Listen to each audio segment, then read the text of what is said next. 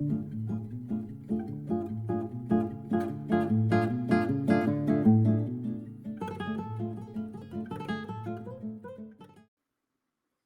minutes with Sean, maybe 10, second week of November. First 9 days, hope they are lining up well for you, my friends. Hopefully the momentum is changing a bit, as we've talked about here. But it's what brings us to today's show. Today's show is all about what to do when times get tough. We've been through it. And look, this isn't like some fire and brimstone speech about recessions and all this other stuff. There is market compression.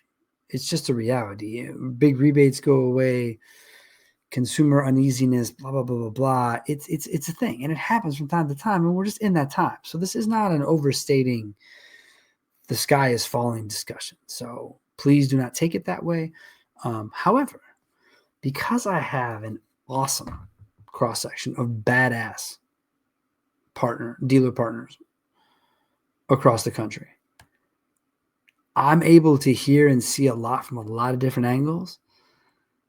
And when I have a week like I had 2 weeks ago, where before we start November, my phone blows up in a 4-day span in the last 10 days of the month about budgets for November, attribution, it's cars sold, dollars spent. Why are we using vendor A versus vendor B? Should I be using more of my co-op? These things that were not, they're not part of the autopilot discussion all the time. When things are good, people don't think about it. When things are bad, people start thinking about it like crazy. But what is not helpful when times get bad, and I talked about it last week on the show about vendor blaming. This is like vendor blaming from a dealer perspective. I've been on some calls recently where it has not been pretty discussion-wise. Vendors have been laid out. And because I am sort of an agnostic third-party, watcher, unjustly called out and made to feel like they weren't doing their job. And it's not about necessarily screaming at people like it was when I started. You can say a lot of nasty shit without screaming. So those two do not have to go hand in hand. But, and I get the frustration, dealers. I understand it. You have some of the biggest budgets in spending within marketing of anyone. You are the biggest spenders in medium business. And there's a question. Are there businesses bigger than you that spend more? Sure. But you spend a lot into the ecosystem. And so it isn't about that. It's about the return on that, especially, as I say. It's easy to spend $20K a month when you're selling cars. But the second you start selling cars and you're still spending the same $20K, you got to wonder. You got to go through the math. So it's interesting now, though. This is an interesting twist on the downturn.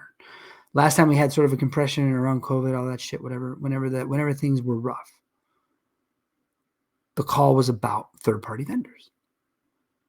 And now the call is about marketing dollars into Google, into wherever, Facebook, etc. They're about the vendor. That's interesting. It's interesting because why? Why the change, you think? I'll give you my 2 cents because I think that people see the outgo to Google and it becomes difficult to do that attribution math for folks because ultimately all money spent on Google appears at the website. Now, what we can do and what I do, you want to know the easy math? You want a free tip of the day here, folks? Tune in. Here it is. You look at what you spend to drive traffic to the website, $10,000. You look at the amount of traffic you're responsible for by percentage to the website. Let's just say 50%. So now we have $10,000 producing 50% of a site's traffic. Therefore, in my world, into CRM, that total website conversion, let's call it 100 leads, that's 50. 50 credited to campaigns driven. It isn't the cleanest math. but it's going to get you the same fucking place that any other attribution model is going to get you, with at least a sliver more honesty. You can put in the call tracking numbers. You can take those, route them in. You can put them into CRM as Google. I have stores that put Google as a showroom, as a phone up. And so, yeah, we all get that. But where you don't see Google is in a lead form. And yeah, yes, in GA4, we can look at our conversion web form. That number isn't always accurate. And here's the kicker. It doesn't have really website. Everyone's got plugins upon plugins. If you use a DR tool, if you use chat, and then your website, those are 3 different elements that feed into one conversion. Your website conversion number that is in GA4 by website leads is from only the website.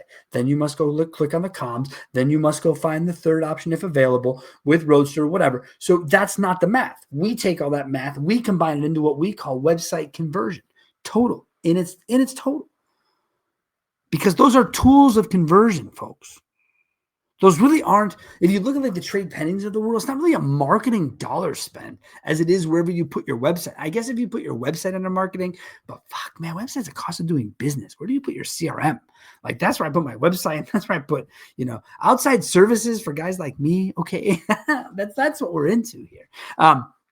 But the point is that when things begin to get tougher and you start to really investigate that, you want to start using some very general math to apply and look at. And what I tell dealers is start to scale back your spend by $1,000 or $1,500 to $2,000 at a time for you big spender, 25, 30, 40K guys. Just do that. Just peel it back. Especially now, right? We're going into, like, most of us are going into the rougher season. It's going to be, hopefully end of the year is good, but January, February, whatever, is real slow. Just start the pitch back and see if you notice. See if you say, oh my God, I got less of this or I got less of that. It usually there is a line of diminishing return. And most of us are already over it. So the only way we know where it is to scale backwards. Think about that. Easy. Start peeling it back. Don't worry about it. Hey, for every 1,000 you peel off, if you feel bad about peeling it off, go give it away as a spiff. Motivate salespeople to do more in your CRM. Most of you need to motivate salespeople to use your fucking CRM, be frankly honest with you, which is crazy because it's just be part of the job. But look at the spends, peel them back. Look at the people, look at the process, peel it back. Really look. Since we've launched the CRM arm of our business, it has blown my mind what does not go on inside that system for what people pay for. It's absurd to me. And I get it. It's behind a computer wall, man. Why do you think we all like Rolodexes back in the day? That was sweet. It's obvious. It's in front of you. Computers are hidden. They're all back here. Hello, computer. You got to go looking. Have a planner. Have an approach. God's sakes. You can automate things to remind you, to task you. And don't think you need AI to bolt onto your CRM. Most of you don't know how it works and the automation that you have within it. So just slow down on the I need AI. How about I need to figure out why I think I need AI and then go figure out if I already have a way to fulfill the perceived need of AI. Look at what you're spending on ancillary tools. Look at if you have duplication on your budget. There's only one Facebook. There's only one Google. You only need one website conversion tool. How does that conversion tool convert in CRM? What are you using to judge your data? Create a clean line of data to understand at each source what it does and what it doesn't do. Use the same variables to compare it. Don't change where convenient. Stay across the same thing. We look at cost per lead, cost per VDP, cost per unit sold. Just like that. Down the line. It's the easiest way. Simplify the math, people. Simplify the math. Use the rule of 50 on the marketing budget, okay? Or whatever your percentage of traffic is. So if you look at paid search and cross-network, which are typically your paid elements of Google, and that's $10,000 to spend at 50% of the traffic, you're in. That's that $10,000, 50% of the traffic. If there are 50 leads from that, it is $10,000 divided by 50 leads. No, I don't love that cost per lead either, but It's the math. You can look at the same way on VDPs. You can start doing cost per VDP math if you want via GA4, divided in by your spend. It's not that hard. We do it and normalize it across the board for third parties. Why not for ourselves? So when things tighten up, you need to tighten up. Go digging. If you don't want to go dig, call me. I'll do the digging for you. Okay? Thank you guys so much for joining me. I hope you have a wonderful rest of the week, and we'll do it all again next week.